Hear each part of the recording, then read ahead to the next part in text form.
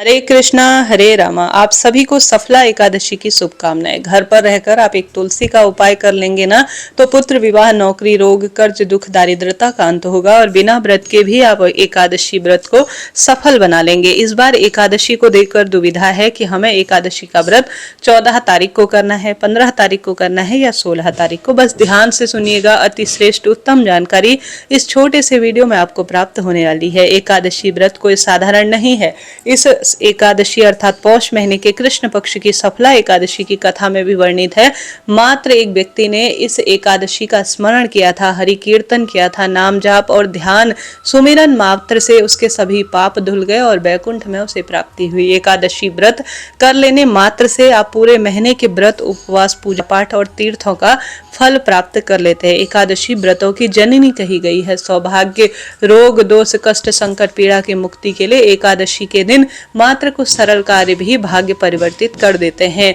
व्रत करते हैं तो यह वैज्ञानिक दृष्टिकोण और धार्मिक दृष्टिकोण से हर तरह से सुख देता है। एक बार एकादशी व्रत जिसने शुरू कर लिया वह इस दिन की महत्वता को स्वतः ही जान लेता है। तो ध्यान से सुने, अंत तक बने रहें। आप सभी कमेंट्स बॉक्स में भगवान जी का नाम सुमिरन जरूर करें। अपने इष्ट पितर देवी देवताओं के जयकारे कमेंट्स में जरूर लगाएं। 10वीं से लेकर आप व्रत खोलने अर्थात द्वादशी तक संपूर्ण जानकारी छोटे वीडियो में प्राप्त कर लेंगे। बस आप अंत तक बने रहें। इस बार एकादशी तिथि जो शुरू हो रही है वह 14 दिसंबर रविवार शाम 6:50 से तिथि प्रारंभ होगी और इसका समापन 15 दिसंबर सोमवार रात 9:19 के आसपास हो रहा है। तो आप सभी को ध्यान रखना है कि आपको एकादशी शुरू होने से लेकर समापन होने तक भले ही व्रत नहीं कर पाते हैं तो भी कोई दिक्कत नहीं, चावल को स्पर्श नहीं करना है। भगवान जी की पूजा में भी चावल के स्थान पर तिल का प्रयोग करें।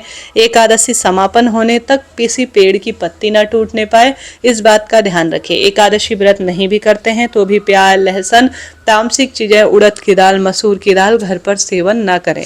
एकादशी पर घर की डीप क्लीनिंग नहीं करनी है, जैसे जाले इत्यादि नहीं निकाले जाते, बहुत गहरी सफाई नहीं की जाती। हमारा सनातन धर्म हमें पूर्ण रूप से मन, कर्म, वाणी से शुद्ध करने के लिए मार्ग बतलाता है। एकादशी व्रत भी उन्हीं में से एक है। अगर एकादशी के दिन गलती से किसी पेड़ की पत्ती टूट जाती है या किसी भी स्वरूप में सूक्ष्म जीव जंतु हमसे मर जाते हैं तो यह पाप समान माना जाता है। और जिस तरह से दिव्य दिनों में पूजा का ज्यादा फल मिलता है उसी तरह से पाप का भी हमें 4 गुना फल मिलता है। तो चीजों को नोट करते हुए चलिएगा। एकादशी के दिन सादे पानी से बाल धोएं, साबुन, शैम्पू का प्रयोग न करें क्योंकि इनमें चमकदार बनाने के लिए कई तरह के द्रव्य यूज किए जाते हैं जो कि हमारे व्रत को खंडित करते हैं। तुलसी में एकादशी के दिन जल नहीं चढ़ाएं, मात्र तुलसी में दीप दान करें। ऐसा नहीं है कि तुलसी को स्पर्श नहीं करना है तो दीप दान नहीं किया जाएगा, ऐसा किसी शास्त्र में नहीं लिखा है। तुलसी में दीप दान होता है तो यही एकादशी पूजा मानी जाती है और तभी आपका व्रत सफल होता है। ठीक है जी, चीजों को एक एक शब्द को आप नोट करिए, आपके लिए काम के रहेंगे। देखिए, एकादशी व्रत एक दिन का व्रत होता है। एकादशी सुबह से लेकर रात्रि भर व्रत किया जाता है और साथ ही दूसरे दिन व्रत खोला जाता है। परंतु जो नियम होते हैं वह दशमी, एकादशी और द्वादशी इन तीनों पर ही पूर्ण रूप से लागू होते हैं। जैसे कि दशमी पर शाम को सूर्य अस्त होने के बाद संभव हो तो भोजन बिल्कुल भी ग्रहण ना करें। सूर्य अस्त होने से पहले ही आप भोजन ग्रहण कर लेते हैं शुद्ध रूप से दशमी को तो अति उत्तम रहता है। परंतु ऐसी स्थिति है कि ऑफिस वगैरह से इतनी देर तक छुट्टी होती है कि शाम को भोजन तो करना ही पड़ता है। ऐसी स्थिति में भोजन करना ही पड़े तो सात्विकता का बहुत सुंदर रूप में ध्यान रखिए। और साथ के साथ एकादशी पर आप सभी को जो है जैसे कि चाय, पानी, फलाहार सुबह की पूजा पूर्ण करने के बाद आप हर स्वरूप में खा सकते हैं, कोई दिक्कत की बात नहीं है। तो आप सभी व्रत कब करेंगे? जैसे कि द्वादशी मिश्रित एकादशी सर्वश्रेष्ठ माना जाता है, उस अनुसार अधिकतर पंचांगों में और शास्त्र मान्यता अनुसार सोमवार 15 दिसंबर को ही एकादशी का व्रत करना श्रेष्ठ रहेगा।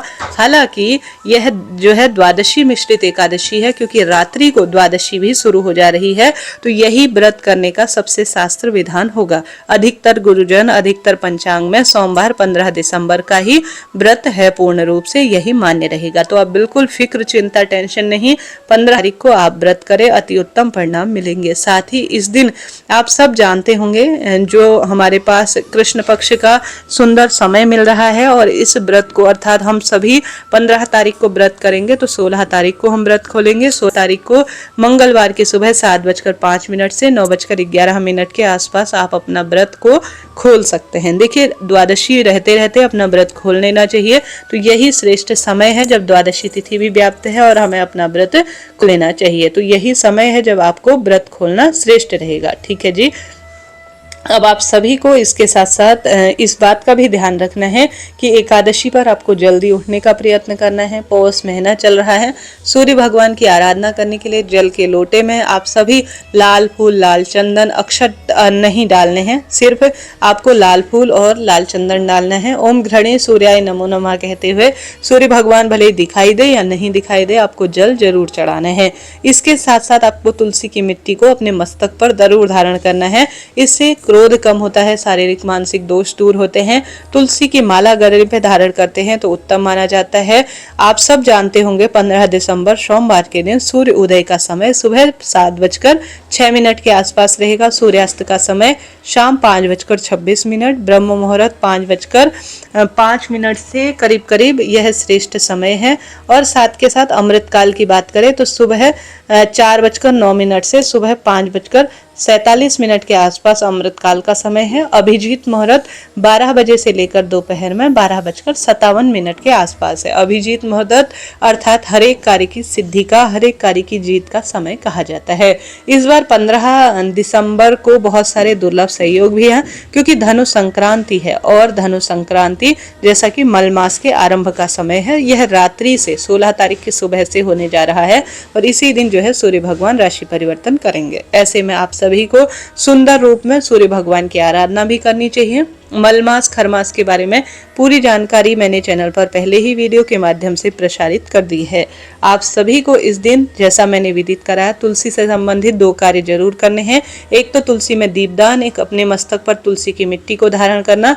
एक कार्य आपको करना है घर के मंदिर में ओम नमो भगवते वासुदेवाय कहते हुए तुलसी की लकड़ी को किसी भी आप रुई या कॉटन या किसी भी स्वरूप में कलावा है उसमें लपेट कर घी में डुबोकर ओम नमो भगवते वासुदेवाय महामंत्र का जाप करते हुए अगर घर के मंदिर में तुलसी की लकड़ी का दीप दान किया जाए तो महायज्ञ समान यह माना जाता है। तो यह कार्य आपको जरूर करना है। एक सबसे उपयोगी उपाय करें कि तुलसी की लकड़ी, सूखी लकड़ी को किसी पत्थर पर घिस लीजिए गंगा जल डालकर और उससे श्री नारायण का श्रृंगार करें। कहा जाता है, पद्म पुराण में वर्णित है, तुलसी की लकड़ी को घिसकर जो भी हरिचंदन बनाकर प्रभु जी का श्रृंगार करते हैं ना, उनका सौभाग्य बढ़ जाता है और दुख दरिद्रता स्वयं ही मिट जाती है। तो करके देखिएगा, प्रैक्टिकल करने में कोई दोष नहीं है। अनंत अनंत गुना लाभ इसका देखा गया है। छोटा छोटा सा कार्य है जो मैं बताती हूँ, कठिन नहीं है। अब सुबह आप सभी को पूजा कैसे करनी है अपने घर में, जैसे सोमवारी एकादशी है तो शिवलिंग पर आप विशेष तौर पर स्वधा स्वधा स्वधा कहते हुए या आप सभी सोमक पित्र का नाम लेते हुए या पितरों के देवता आर्यमा का नाम लेते हुए शिवलिंग पर गंगा जल और काला तिल सोमवारी एकादशी पर जरूर चढ़ाएं। स्वधा स्रोत का पाठ करते हैं तो पितृ दोष से मुक्ति होती है, ऐसा शास्त्र वर्णन करता है। इसके साथ साथ अपने घर के मंदिर में जहाँ पर श्री नारायण विराजित है, आप सभी अपने मन में अपने इष्ट पितृ देवी देवताओं का ध्यान कर कर श्री नारायण के विग्रह स्वरूप को शंख में कच्चा दूध भरकर जरूर से स्नान कराएं। उन्हें चंदन की सेवा दे, पीले फूलों से श्री नारायण को पूजित करें। साथ के साथ आप सभी प्रार्थना संकल्प करें, दाहिने हाथ में तिल और पुष्प लेकर अपना नाम गोत्र बोले और कहें कि हे श्री नारायण, हे पंचदेवी देवताओं, आज मैं सफला एकादशी का व्रत करने जा रही हूँ, इससे मेरे पितृ और मेरे सभी देवी देवताओं को सुख मिले। ऐसी आपको प्रार्थना कर कर संकल्प ली हुई वस्तु को भगवान जी के श्री चरणों में छोड़कर विधि विधान से संपूर्ण पूजा करनी है। एकादशी व्रत कथा सुननी है। इस दिन अगर गीता का 7वां अध्याय सुनते हैं तो रोग दोष संकट मिटते हैं, जो हर एकादशी में आपको मैं सुनाती हूँ। आप सुनते भी हैं, आपका धन्यवाद और आभार। इस तरह सुबह सात्विक फलाहार चीजों को तुलसी पत्र रखकर भगवान को भोग लगाएं। भूल चूक के लिए क्षमा प्रार्थी हो। यह सरल पूजा विधि होती है जो मैंने आपको बताई।